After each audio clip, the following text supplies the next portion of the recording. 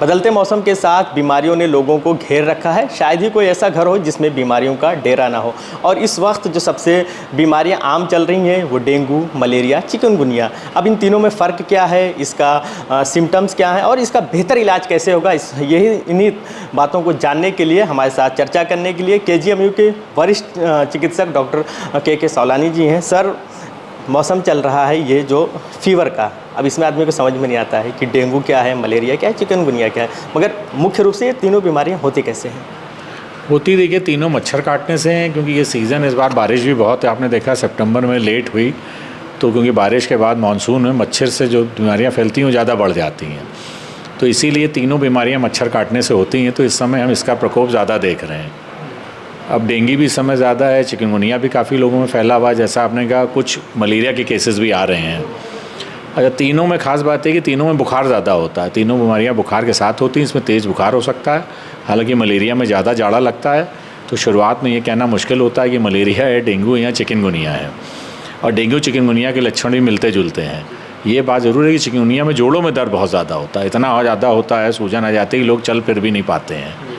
तो सलाह यही रहेगी कि अगर किसी को तेज़ बुखार आ रहा है, सर दर्द हो रहा है, बदन दर्द हो रहा है या जोड़ में दर्द हो रहा है, तो ये मान के चलें कि उनको डेंगू, चिकनगुनिया या मलेरिया हो सकता है। तो उसी से डॉक्टर से सलाह करके अपना उचित जांच कराएं, उसी से अपना फिर दवा लें।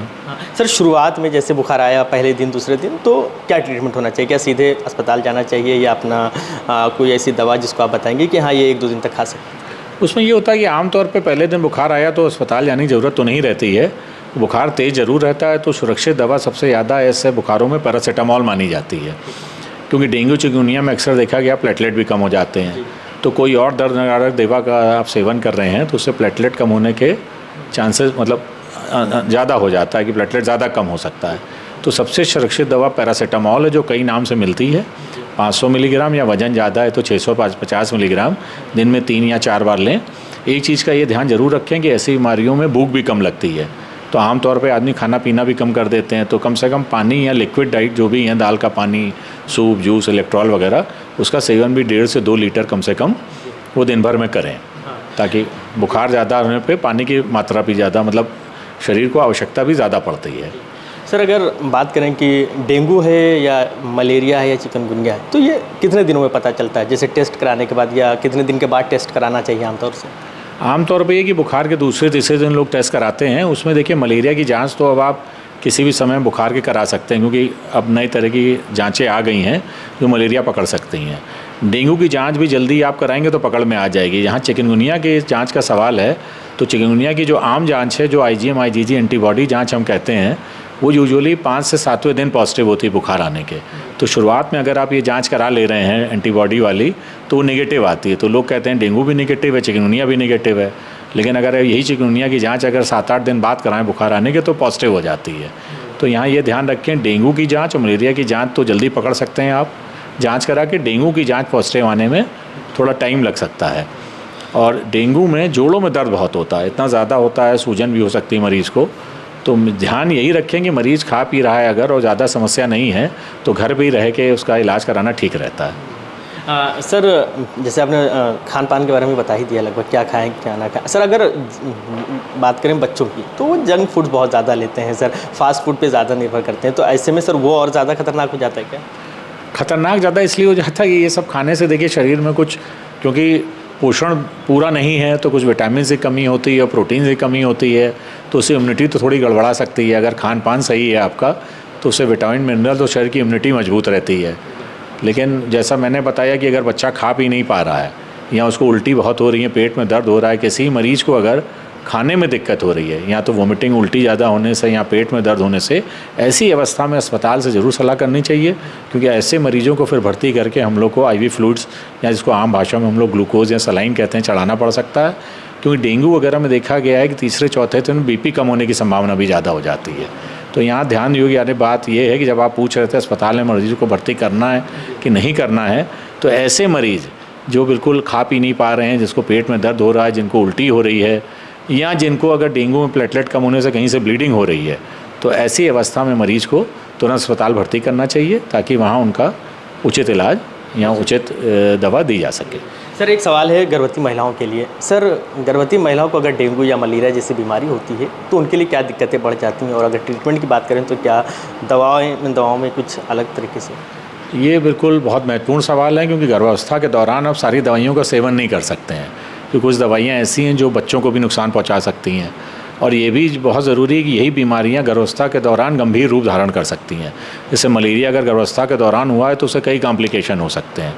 तो अगर कोई गर्भवती महिला है, उसको तेज़ बुखार आ रहा है, तो पहले तो सबसे सुरक्षित दवा हमने बताया पैरासीटामोल का सेवन तो वो कर सकते हैं, और कोई दवाइयों का सेवन बिना डॉक्टर के परामर्श के ना करें। और उनके लिए बहुत ज़रूरी है कि जांच करा के ये पता कर लें कि कौन सा बुखार है, मलेरिया, डेंगू, चिकनगुनिया, ताकि उनको जो दवा सुरक्षित है गर्भावस्था के दौरान वो दी जा सके, ताकि ये मर्ज गंभीर रोग से ना बढ़ पाए।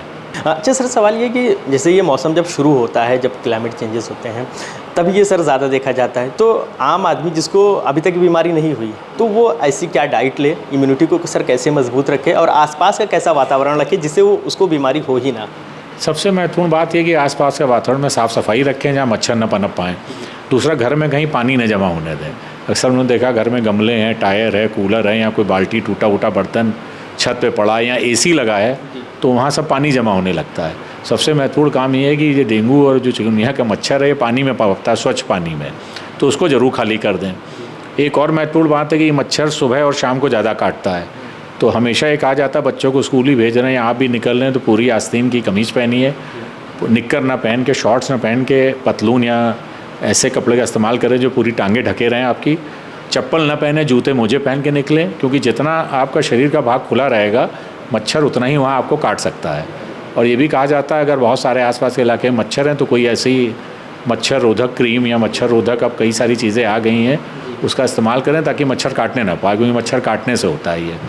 जहाँ तक खान पान का सवाल है, तो खान पान में भाई अगर आप अच्छी चीज़ें, थोड़ी प्रोटीन का सेवन ज़्यादा कर रहे हैं, फल या सलाद का सेवन ज़्यादा कर रहे हैं, या आपकी दाल या सब्जियां उचित मात्रा में हैं, तो शरीर की इम्यूनिटी ठीक रहती है। बहुत फास्ट फूड और इरेगुलर खाना खाने से तो आप जानते हैं कि शरीर में कई चीज़ों की कमी हो जाती है, प्रोटीन की, विटामिन की, तो ज़ाहिर तौर पे आपकी जो रोगों से लड़ने की क्षमता है वो ज़रूर कमज़ोर हो सकती है।